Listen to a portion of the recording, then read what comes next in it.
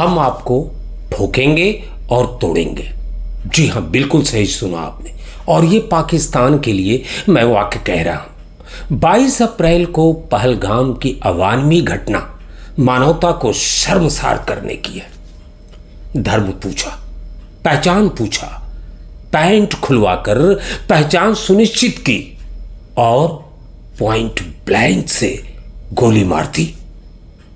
और अब ऑपरेशन सिंदूर से भारतवर्ष डंके की चोट पे धर्म बताते हुए आतंकवाद के समूल नाश के रास्ते पर चल चुका है। भारत ने पाकिस्तान का पानी बंद किया। जी हां, सिंधु जल समझौते को रद्द किया। पाकिस्तानियों को 48 घंटे में भारत छोड़ने को कहा। 21 राजनयिकों को इस अवानवी घटना की जानकारी दी। झेलम नदी के पानी का मुहाना खोल दिया पाकिस्तान की तरफ। और फिर 13 दिन की समयावधि बीतने के बाद, इशारा आप समझें, 15 दिन जब बीत गए तो 7 अप्रैल को 9 पाकिस्तानी आतंकवाद के अड्डों को नष्ट कर पाकिस्तानियों को उनके बड़बोलेपन और उसकी परमाणु क्षमता को भारत की सैन्य ताकत ने चुनौती दी। आपको क्या लगता है सुधीजनों, यह सब 22 अप्रैल का ही परिणाम है? नहीं, बिल्कुल नहीं सुधीजनों। घटना के तार देश के बंटवारे 1947 से जुड़े हैं। समझिए कितना पुराना रोग है। और आइए आज इतिहास के कुछ पीछे के पन्नों को पलटकर बताऊं कि पाकिस्तान की हिमाकतों का आज तक माकूल जवाब नहीं मिला था। याद कीजिए, पहला भारत पाकिस्तान युद्ध, देश तो अभी बटा ही था, हिस्से का मिल चुका था। 1947 और 48 का समय याद कीजिए। अक्टूबर 1947 और जनवरी 1949 के बीच जम्मू और कश्मीर में एक बार पुनः पाकिस्तान ने अटैक किया। हालांकि वो बोलता रहा कि मैं इसमें शामिल नहीं हूं। कारण क्या था? ब्रिटिश भारत के विभाजन के बाद जम्मू और कश्मीर की रियासत ने भारत या पाकिस्तान में से किसी में विलय नहीं किया था। अक्टूबर 1947 में पाकिस्तान समर्थित कबाइलियों ने कश्मीर पर हमला किया। महाराज हरि सिंह ने भारत से सहायता मांगी और भारत के साथ विलय पत्र पे हस्ताक्षर किया। आप बस इतना संक्षेप में समझें कि यह हस्ताक्षर ही धारा 370 समझ लीजिए। भारत ने सैनिक भेजे और पाकिस्तान समर्थित कबाइलियों को पीछे ढकेला, लेकिन विलंब हो चुका था। नवंबर 1948 में भारत ने ऑपरेशन गुलमर्ग के माध्यम से यह जवाबी कार्रवाई की थी, लेकिन जनवरी 1949 में संयुक्त राष्ट्र के हस्तक्षेप से युद्ध विराम हो गया। अब आप सोच रहे होंगे संयुक्त राष्ट्र संघ कैसे आया? लंबी कहानी है। भारत का बच्चा बच्चा जानता है कि मामले को संयुक्त राष्ट्र संघ तक आखिर लेकर कौन गया। कश्मीर का एक बड़ा हिस्सा, लगभग 35% पाकिस्तान के कब्जे में चला गया, जिसे आज की तारीख में हम पाक अधिकृत कश्मीर के नाम से जानते हैं, पाक ऑक्युपाइड कश्मीर। भारत ने कश्मीर का लगभग 65% भाग अपने नियंत्रण में रखा। जाहिर सी बात है 35% पाकिस्तान ने दबा लिया। संयुक्त राष्ट्र संघ ने सीज फायर लाइन तय की, जिसे आज लाइन ऑफ कंट्रोल अर्थात LOC कहा जाता है। अब आप सोच रहे होंगे कि इस घटनाक्रम के बाद आखिर दोनों देशों को हासिल क्या हुआ? इस तरह के युद्धों में हासिल आखिर होता क्या है सुधीजनों? भारत ने अपने 1104 सैनिकों को गंवाया तो पाकिस्तान ने लगभग 6000 सैनिकों को कटवा दिया। जाहिर सी बात है, अगर विजेता उपविजेता की दृष्टि से देखा जाए तो कोई भी राष्ट्र विजेता नहीं हुआ। लेकिन कश्मीर विवाद की शुरुआत हो गई। जी हां, कश्मीर विवाद, जिसने न जाने कितने बलिदान सिर्फ इस समस्या के लिए ले लिया। 1965 का वक्त आया। अमेरिका से पाकिस्तान की खूब पट रही थी। अमेरिका से साइबर जेट लिया, पैटर्न टैंक लिया और 3 सितंबर 1965 को आधी रात को पाकिस्तान ने भारत पे चढ़ाई कर दी। यह समय था अगस्त और सितंबर के बीच का। जी हां, 1965, और स्थान कश्मीर, पंजाब, राजस्थान। और कारण, पाकिस्तान ने ऑपरेशन जिब्राल्टर के तहत कश्मीर में घुसपैठ की योजना बनाई ताकि वहां विद्रोह भड़काया जा सके। जाहिर सी बात है, भारत आखिर चुप कैसे बैठता? जवाब तो देना ही था। भारत ने जवाबी कार्रवाई की और वो कार्रवाई इतनी पुरजोर थी प्रधानमंत्री लाल बहादुर शास्त्री के नेतृत्व में कि भारतीय सेना लाहौर की सड़कों पर पैटर्न टैंक पे बैठी हुई विचरण कर रही थी। भीषण युद्ध पंजाब और कश्मीर में लड़ा गया। लेकिन फिर एक बार पुनः संयुक्त राष्ट्र संघ ने युद्ध विराम लागू करा दिया। शायद मेरा यह मानना है कि अगर उस समय भारत बहुत मजबूत स्थिति में रहा होता तो पाकिस्तान से एग्रीमेंट कराता कि अगर तुम कश्मीर से अपने दावे को नहीं छोड़ोगे तो हम लाहौर नहीं छोड़ेंगे।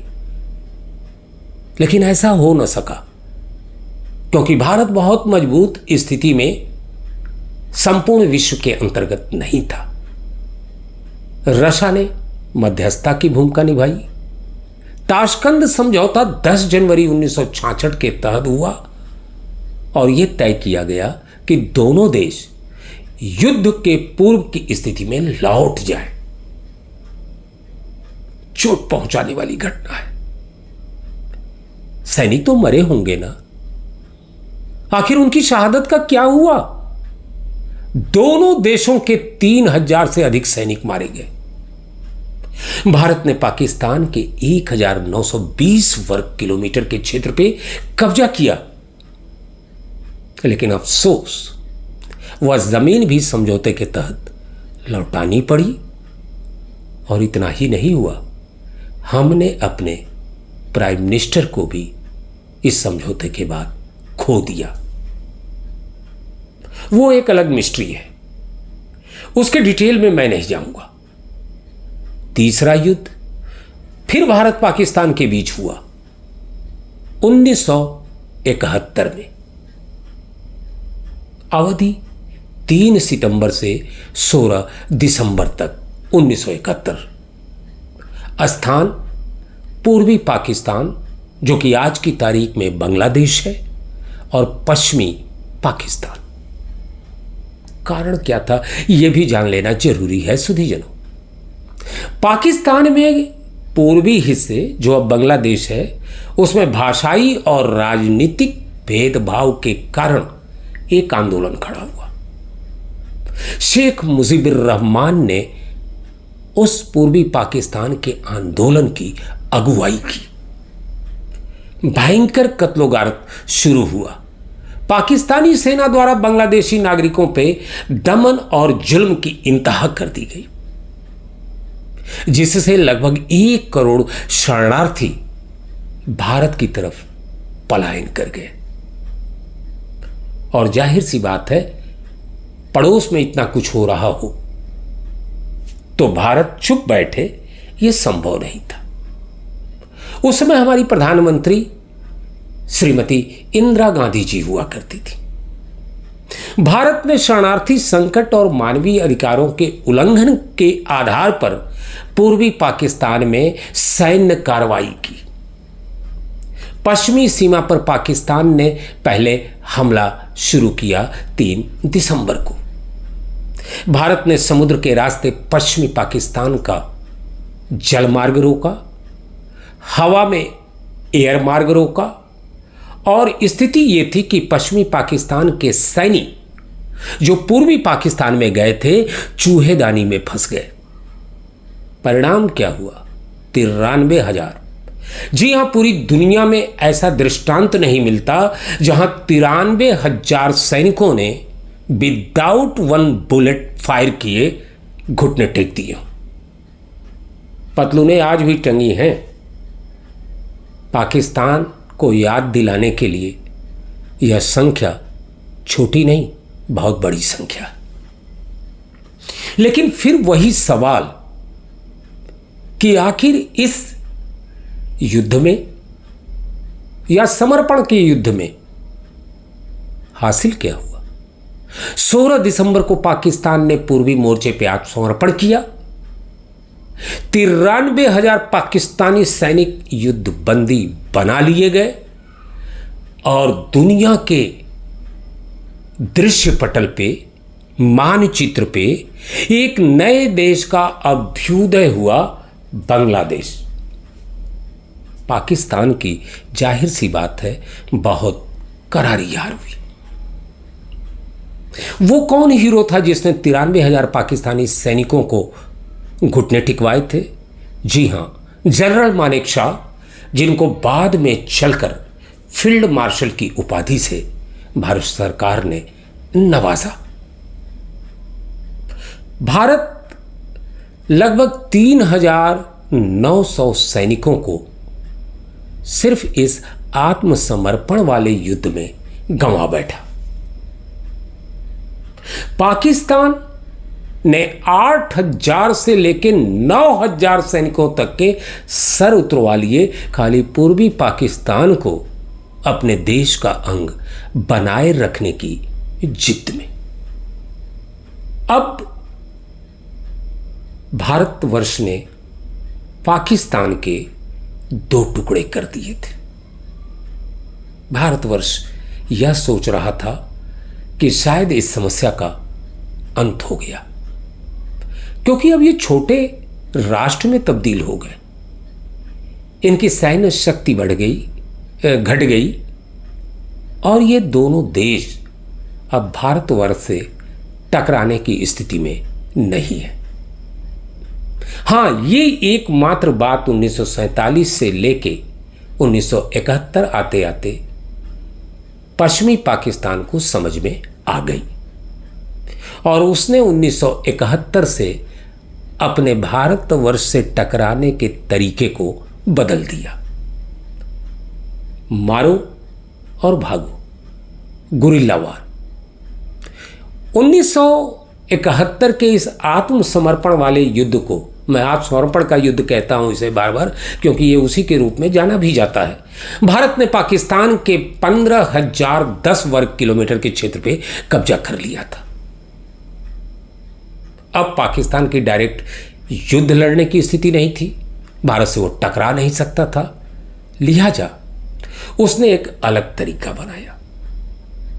शिमला एग्रीमेंट के तहत दोनों सेनाएं बर्फीले सेक्टर से नीचे आ जाती हैं और दोनों ने आपस में तय किया था कि कोई भी बंदा ऊपर कोई भी कंस्ट्रक्शन वर्क नहीं करेगा। लेकिन पाकिस्तान कहां मानने वाला। पाकिस्तान ने कारगिल की चोटियों पे बंकर बनाने शुरू किए। भारत को पता चला, थोड़ा समय लगा और फिर यह कारगिल युद्ध हुआ 1999 में, मई से जुलाई 1999 में। स्थान कारगिल, जम्मू कश्मीर।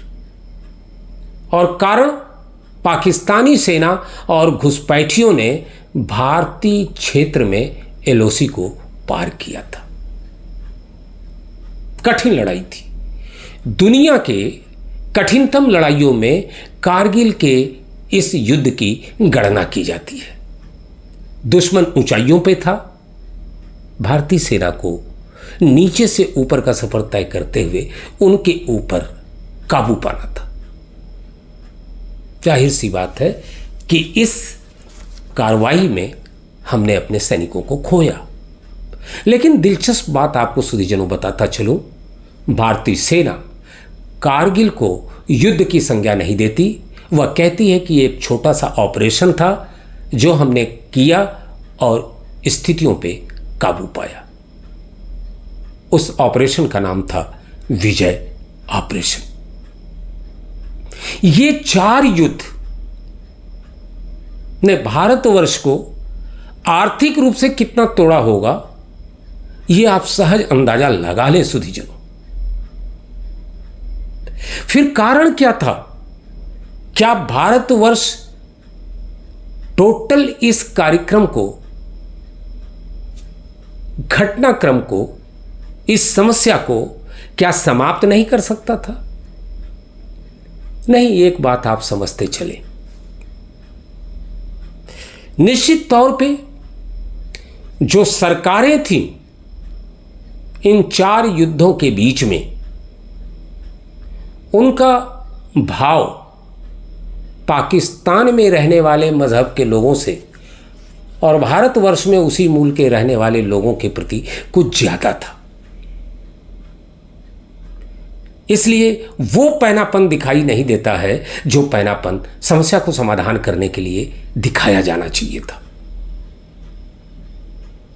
और फिर जाने अनजाने 22 अप्रैल 2025 में पश्चिमी पाकिस्तान ने सारी हदें पार कर दी। मैं ये शब्द बोल रहा हूं सोच समझ के, सारी हदें पार कर दी। पहली बार इतने वर्षों के बाद आतंकवादियों ने किसी का धर्म पूछा था। किसी के धर्म को सुनिश्चित करने के लिए उनकी पैंटें उतरवा दी थीं और पूछ पूछ कर ब्लैंक पॉइंट से गोली मारी थी। इससे ज्यादा घृणित और कृत्य नहीं हो सकता। अगर मैं इतिहास के पन्नों को खंगाल के देखूं, हां, वो एक घृणित कार्य मुझे याद आता है जब मजहब के नाम पे वो किया गया था और शाह हुसैन के 72 व्यक्तियों के परिवार को इराक के दजला फरात नदी के किनारे पानी की एक एक बूंद के लिए तड़पा कर मारा गया था। चलो, इसे भी माना युद्ध की स्ट्रेटजी रही होगी, लेकिन हुसैन का सजदे में झुका हुआ सर उतार लेना किस युद्ध नीति में आता है, यह मजहब आज तक इसको नहीं बता पाई और आज तक आपस में इस घटनाक्रम लेके वो टकराती रही। और 22 अप्रैल के बाद एक ऐसा प्राइम मिनिस्टर भारतवर्ष की कार्य करने की अवधि में आया जिसने सबसे पहला कार्य सिंधु जल के समझौते को रद्द किया।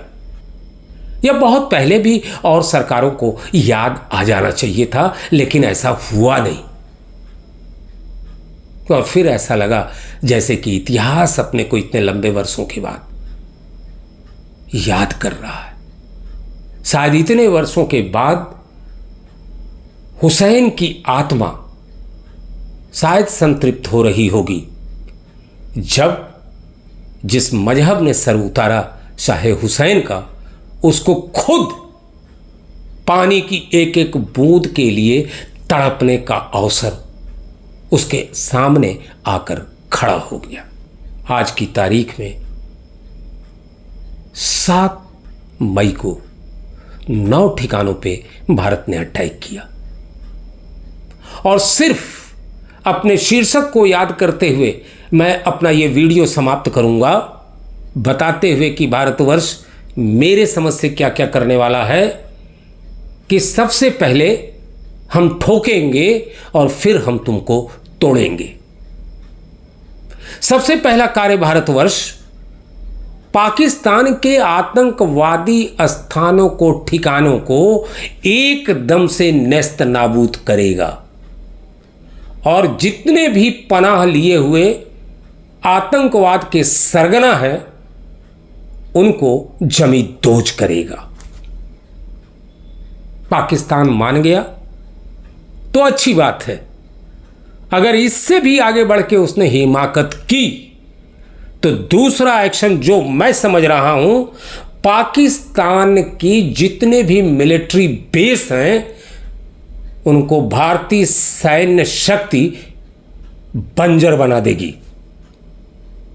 और इस सारे 22 अप्रैल के घटनाक्रम का सरगना वर्दी वाला आतंकवादी मुनीर, वो चाहे पाकिस्तान के किसी हिस्से में भाग जाए या पाकिस्तान छोड़कर वह पूरी दुनिया में कहीं जाकर छिप जाए, दुनिया के अंतिम छोर तक खोजकर भारतीय सेना उसे जमींदोज करेगी। आर्थिक रूप से तोड़ने की कार्रवाई लगातार चल रही है और अब पाकिस्तान को कहीं से अपने जीवन गुजारे के लिए गुजारा भत्ता तक नहीं मिलेगा। और इस जर्जर अवस्था में पहुंचाकर भारतवर्ष की सैन्य शक्ति उस अंतिम कार्य को मुहैया करेगी, दुरुस्त करेगी, इतिहास की गलतियों को ठीक करेगी जो 1947-48 में कबायलियों के द्वारा पाकिस्तान ने हमारी पाक अधिकृत जमीन को दबाकर नापाक हरकत की थी, उस जमीन को मुक्त कराएगी और इतने टुकड़ों में बांटेगी पाकिस्तान को कि पाकिस्तान अपना चेहरा भी ठीक से नहीं पहचान पाएगा। जय हिंद, वंदे मातरम, भारत माता की जय।